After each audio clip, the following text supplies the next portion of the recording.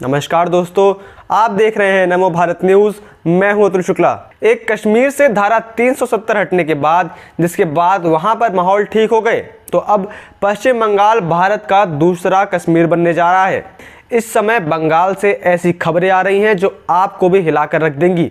इसके लिए आप यह वीडियो पूरा देखिए और इस वीडियो को ज़्यादा से ज़्यादा शेयर करिए। पश्चिम बंगाल में शायद सोनार का मतलब लाल होता है, तभी तो सोनार बांग्ला में आज खून की नदियां बह रही हैं।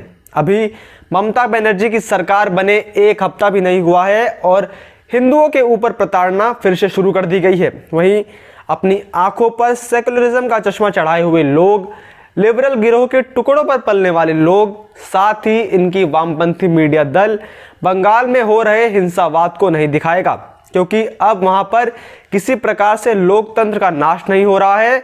अब लोकतंत्र किसी प्रकार से मर नहीं रहा है।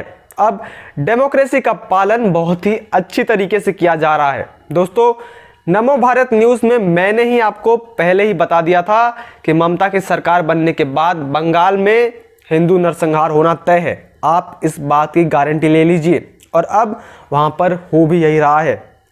कैलाश विजयवर्गीय का दावा है कि नतीजों के बाद से बंगाल में 9 बीजेपी कार्यकर्ताओं की हत्या कर दी गई है। टीएमसी के गुंडे इस समय बंगाल में भाजपा के कार्यकर्ताओं के साथ मारपीट कर रहे हैं, तो वहीं पर वो किसी का घर जला रहे हैं, तो कुछ महिलाओं के साथ रेप की भी खबरें सामने आई हैं। मतगणना वाले दिन न सिर्फ भाजपा प्रत्याशियों पर हमले हुए और पार्टी के दफ्तरों को भी जलाया गया, बल्कि एक कार्यकर्ता की तो मार मार कर उसकी हत्या कर दी गई। रविवार 2 मई 2021 को अभिजीत सरकार नामक एक भाजपा कार्यकर्ता ने टीएमसी के गुंडों की हरकतों के बारे में बताया। उसके कुछ ही देर बाद उसकी हत्या कर दी गई। अभिजीत सरकार इससे पहले फेसबुक पर लाइव आकर उन्होंने टीएमसी द्वारा बंगाल के अंदर चल रही गुंडागर्दी के बारे में बताया था। उन्होंने बताया था कि तृणमूल कांग्रेस के कार्यकर्ता लगातार बमबारी कर रहे हैं। अभिजीत सरकार को कुत्तों से काफी प्यार था। तृणमूल कांग्रेस कार्यकर्ताओं ने अभिजीत के द्वारा पाले गए 5 कुत्तों के बच्चे को भी मार डाला। अभिजीत ने रोते हुए बताया था कि उनका सिर्फ कसूर इतना है कि वो बीजेपी के कार्यकर्ता हैं। इतना ही नहीं, इसके साथ ही उनका घर दफ्तर भी टीएमसी के गुंडों ने तहस नहस कर दिया था, जिसके बाद अभिजीत सरकार की भी पीट पीट कर हत्या कर दी गई।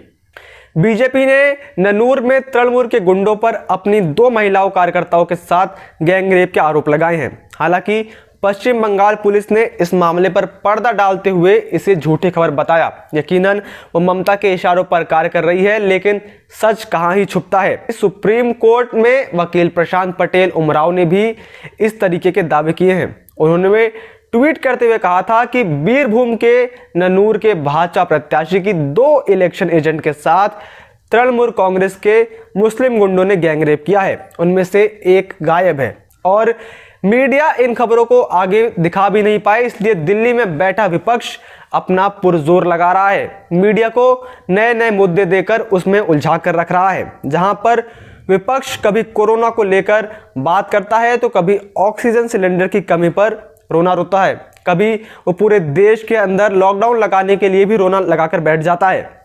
ये सब बातें ज़रूरी हैं और लगभग सबको ही पता है कि देश के अंदर इस समय क्या स्थिति चल रही है और देश के अंदर ऑक्सीजन की कमी है। लेकिन विपक्ष बंगाल में हो रहे दंगों पर अब तक कुछ नहीं बोल रहा है। जो विपक्ष पहले बीजेपी पर अल्पसंख्यकों को लेकर यही आरोप लगाता था, मगर प्रश्न ये है कि क्या कोई अगर आपके पार्टी के लिए काम नहीं करेगा या आपके विचारधारा से अलग काम करेगा, तो आप उसे मार देंगे या उसका घर जला देंगे। वहीं ऐसे में बीजेपी के ऊपर भी सवाल उठते हैं। जिस बीजेपी को बंगाल में लाने के लिए 150 से अधिक कार्यकर्ताओं ने अपनी जान गंवा दी और कितने ही कार्यकर्ताओं ने अपने जान की बाजी लगाकर बंगाल में कार्य किया, जिसकी वजह से ही आज बीजेपी बंगाल में 77 सीट पर आ पाई है। ऐसे में बीजेपी अभी तक शांत क्यों है? जब जेपी नड्डा के काफिले पर एक पत्थर फेंका गया था, तो जेपी नड्डा ने 3 आईपीएस अधिकारियों के खिलाफ समन जारी कर दिया था। लेकिन अब जहां पर लगातार बीजेपी के कार्यकर्ताओं के साथ अत्याचार हो रहे हैं, तो यह लोग शांत बैठे हैं। क्या बड़े बड़े अधिकारियों के सामने छोटे कार्यकर्ताओं की कोई मान नहीं है? उनके जान की कोई कीमत नहीं है? क्या भारतीय जनता पार्टी पश्चिम बंगाल के अंदर राष्ट्रपति शासन नहीं लगा सकती? क्या अमित शाह पश्चिम बंगाल में आर्मी की तैनाती नहीं कर सकते जिससे दंगा दीदी के मंसूबे पर रोक लगाई जा सके? और क्या ममता बनर्जी का खेला होवे का मतलब इसी खूनी खेल से था? या तो अमित शाह जल्द से जल्द बंगाल के अंदर राष्ट्रपति शासन लागू करे जिससे वहां के हालात सुधर सके, उसके बाद भले ही सरकार वापस दीदी को दे दी जाए, लेकिन फिलहाल इसकी बहुत जरूरत है। बीजेपी को कम से कम अपने कार्यकर्ताओं की जीवन की सुरक्षा की गारंटी तो देनी ही चाहिए, वरना अगर इसी प्रकार से ये सब चलता रहा तो बंगाल में कोई भी बीजेपी कार्यकर्ता बनने से घबराएगा। इसलिए इस समय की मांग ही यही है कि जल्द से जल्द बंगाल में राष्ट्रपति शासन लाया जाए। एक नहीं, दो नहीं, बल्कि सभी यही बात कह रहे हैं कि बंगाल में इस समय मौत का तांडव हो रहा है, लेकिन बंगाल पुलिस इसे झूठी खबर बताकर अपना पल्ला झाड़ रही है। बंगाल की परिस्थिति का अंदाजा आप इसी बात से लगा सकते हैं कि बंगाल के जनप्रतिनिधि शुवेंदु अधिकारी के काफिले पर भी कल पत्थरबाजी की गई थी, वो भी तृणमूल कांग्रेस के गुंडों ने ही की थी। जब नेता ही बंगाल के अंदर सुरक्षित नहीं है तो आम आदमी अपने सुरक्षा की क्या ही उम्मीद कर सकता है। जहां पर बंगाल में टीएमसी के गुंडे लोगों के साथ अत्याचार कर रहे हैं तो वही टीएमसी सुप्रीमो झूठ मूठ का ड्रामा करते हुए नजर आई। ममता ने लोगों से शांति बनाए रखने की अपील की है, लेकिन हकीकत तो यह है कि सब उनके ही कहने पर हो रहा है। जब ममता अपने ही टीएमसी के कार्यकर्ताओं को नहीं संभाल सकती तो पूरे बंगाल को क्या ही संभाल पाएंगी। ममता बनर्जी ने कहा, मैं सभी से शांति बनाए रखने और किसी भी हिंसा में शामिल नहीं होने की अपील करती हूं। हम जानते हैं कि भाजपा और केंद्रीय बलों ने हमें बहुत प्रताड़ित किया है, लेकिन हमें शांति बनाए रखना है। वर्तमान में हमें कोविड-19 से लड़ाई लड़नी है। वहीं ममता ने बंगाल में हो रहे हिंसा को जायज भी ठहरा दिया है। दंगाइयों और उपद्रवियों को प्रोत्साहन देते हुए उन्होंने भाजपा और केंद्र सरकार पर हिंसा का आरोप लगाया, उन पर अत्याचार का आरोप लगाया और इस तरह टीएमसी समर्थकों द्वारा हिंसा को अप्रत्यक्ष रूप से उनके राजनीतिक प्रतिद्वंदियों के खिलाफ जायज ठहराया है। वहीं उत्तर प्रदेश में पंचर साइकिल पर सवार अखिलेश यादव 2 तारीख को ममता को शांति दूत बताते हुए नजर आए थे। उन्होंने ट्वीट करते हुए लिखा था कि पश्चिम बंगाल में भाजपा की नफरत की राजनीति को हराने वाली जागरूक जनता, जुझारू सुश्री ममता बनर्जी जी व टीएमसी के समर्पित नेताओं व कार्यकर्ताओं को हार्दिक बधाई।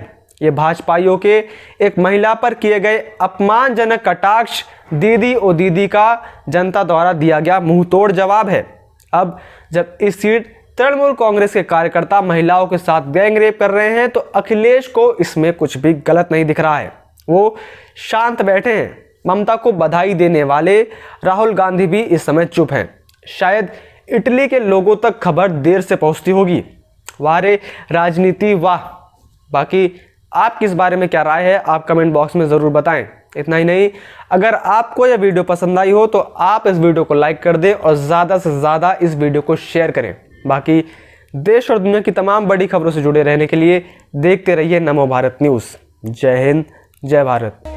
वीडियो को लाइक, सब्सक्राइब और शेयर करना ना भूलें। अपने विचारों को कमेंट बॉक्स में लिखकर हम तक जरूर पहुंचाइए।